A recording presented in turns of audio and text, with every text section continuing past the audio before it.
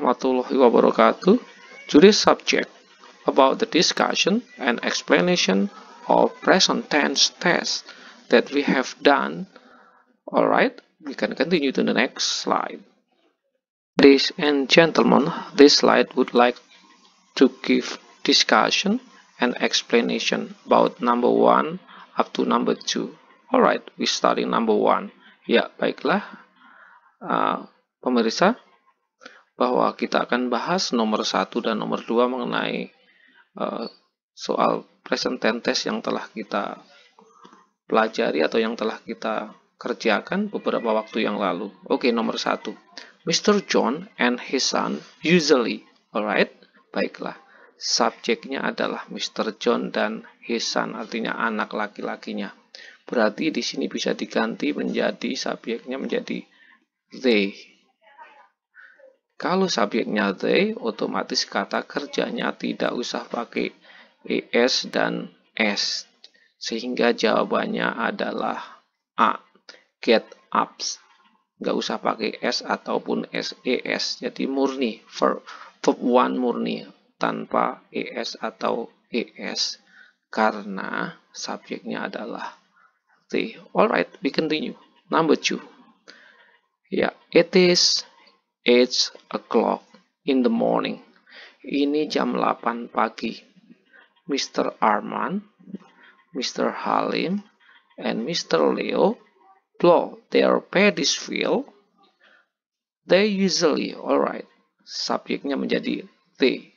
Sama persis. Kalau they, berarti jawabannya tidak usah pakai es ataupun s. Sehingga kata kerja pertama murni, sehingga jawabannya adalah C.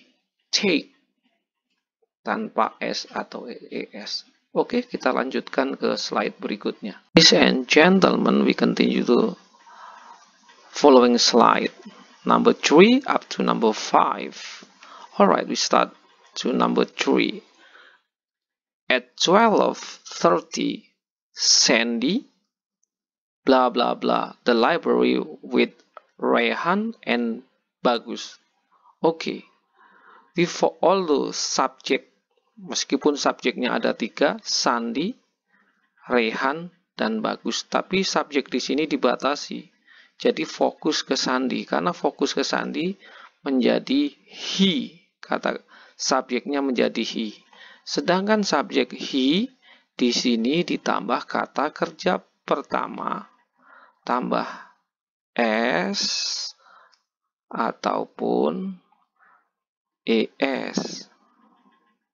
So, become go, jadinya goose. Ya, the answer must be goose. Alright, inilah jawabannya karena subjeknya ada, walaupun ada 3, tapi fokus kepada Sandy karena dipisah, Sandy. Sehingga kata kerjanya tambah es dan s, jadinya goose. Ya, alright, we continue to the number 4. They are usually in the library for hours because they blah blah blah reading many books there. Alright, subjek they. Ya, seperti biasa kalau subjeknya they berarti kata kerjanya murni. 1, verb 1 tanpa s ataupun es. Mana yang tanpa s atau es? Sehingga jawabannya adalah A. Oke? Karena subjeknya they, kata kerjanya murni pertama. Tidak ditambah s ataupun es. Jadi, sehingga jawabannya adalah A. Baiklah. Number 5. In the afternoon, Edo and his father usually blah blah blah on a horse to the park. Edo and his father. Ya, to subject. Edo and his father, so become they. Subject become they. Ya.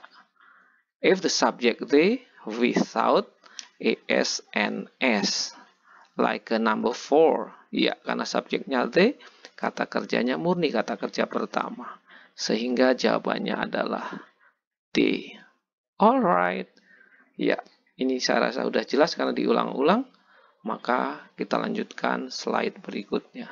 Gentlemen, this slide talking about number 7 and number 6. We're starting to number 6. Alright.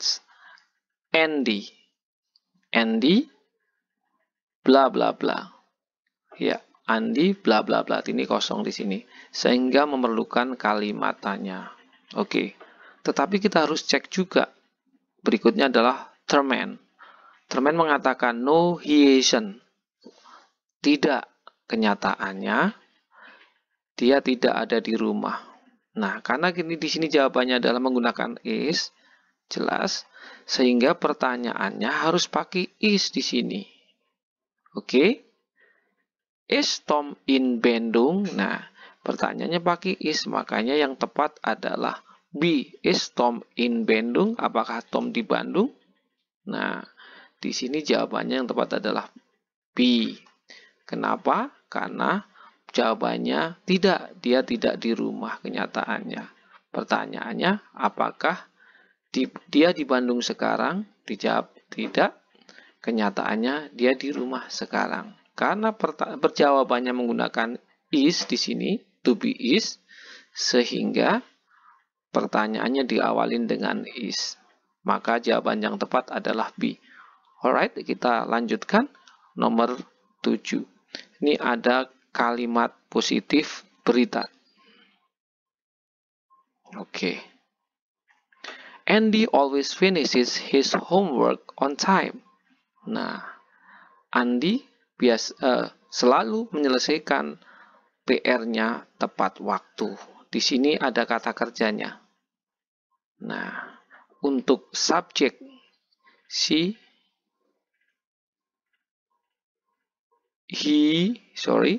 tulisannya he.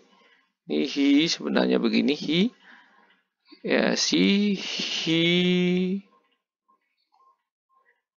it.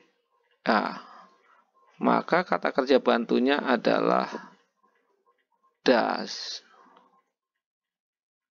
Nah, kata kerja bantunya adalah does. Nah, mana? Nah, di sini pertanyaannya adalah what is the correct negative form for the sentence above? Mana bentuk negatif? Form itu bentuk yang benar. Mana bentuk kalimat negatif yang tepat untuk kalimat di atas? Nah, tentunya untuk membuat kalimat negatif kita perlukan does di sini. Does. Nah, maka pakai does dulu karena Andi laki-laki subjeknya he semua. He doesn't always finishes. Di sini kok masih ada is. Makanya tidak tepat. Karena udah ada does, harusnya es-nya pindah ke does. Sehingga menjadi he doesn't always finish. Nah, ini yang tepat. Es-nya pindah ke does. Maka jawabannya adalah D. Oke, kita lanjutkan ke slide, gentlemen. This is the explanation about number 8 and number 9. Okay, we start number 8. Okay, Mr. Peter is not often in Bali. Nah, kalimat ini adalah kalimat negatif. Kalimat negatif yang tanpa kata kerja, makanya pakai is.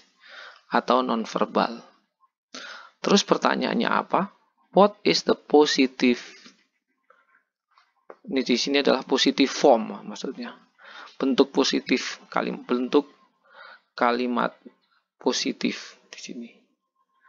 Bentuk kalimat positif dari kalimat negatif di atas adalah sehingga hanya dikurangin not aja. Sehingga menjadi A. Oke. Jawaban yang tepat adalah he is often in Bali. Nah, di sini bentuk positif, bentuk tanya. Oke, kita lanjutkan nomor 9. Leo di sini. Leo mengatakan, do Martha and Helen seldom finish their home assignment? Ya. Di sini Leo bertanya, apakah Helen dan Martha jarang menyelesaikan tugas rumah atau PR-nya? Nah, maka di sini jawab. Tapi di belakang yang kosong ini ada kalimat kita baca juga artinya. Indeed, kenyataannya, ya benar, mereka sering dihukum atau mendapatkan hukuman dari guru mereka. Maka, apakah respon yang tepat untuk kalimat di atas? Nah, melengkapi kalimat di atas, maka di sini jawaban yang tepat adalah yes, karena di sini iya sering. Jawabannya yes, karena di sini do, maka harus pakai do juga. Yes, they do. Jawabannya adalah D, karena Martha dan Helen subjeknya menjadi they. Alright, we continue to the next slide. Alright, ladies and gentlemen, this is the explanation of the last number 10. Annie often makes some muffins. Annie often makes some muffins. Okay, subject is Annie. Terus pertanyaannya apa? What is the correct interrogative form? What is the correct interrogative form? Apakah bentuk kalimatannya yang benar? Nah, di sini subjeknya adalah Annie, berarti di sini she. Kalau she berarti kata kerja bantunya adalah does. Kenapa ada kata kerja bantu? Karena di sini mix adalah kata kerja. Maka ada kata kerja bantu. Oke, we check A. Kita cek no A. Does Annie often makes? Oke, make-nya nggak pakai S karena pindah ke does. Sehingga jawaban yang tepat adalah A. That's all the explanation and discussion about the test that we have done. Ya, ini adalah penjelasan dan diskusi tentang soal yang kita kerjakan beberapa waktu yang lalu. Dan inilah penjelasannya. Saya rasa cukup sekian. Billahi taufik wal hidayah. Wassalamualaikum warahmatullahi wabarakatuh. See you next time in the same channel. And then you better to subscribe about this channel, so make you easy to check all the YouTube channel that is very important for you to learn. Thank you very much. Bye bye.